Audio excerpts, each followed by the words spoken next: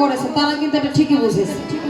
আর যারা আমার চাচারা বৃদ্ধ হয়ে গেছে, ওই সময় এরকম ভালোবাসা ছিল না। এখন ফেসবুক, মেসেঞ্জার, হোয়াটসঅ্যাপ আরো অনেক কিছু আছে, আমি নাম জানি না, আমি মোবাইল সম্পর্কে বুঝিনি।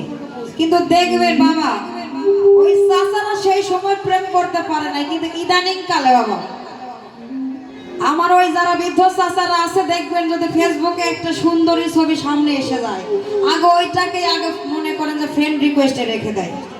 যদি অ্যাকসেপ্ট হয় তাহলে প্রথমে যে এরকম একটা দেয় না, কি বলা হয়, হাই বা লাইক যাই হোক, এরকম একটা দেওয়ার পরে এই হাই হ্যালো শুরু হইলো।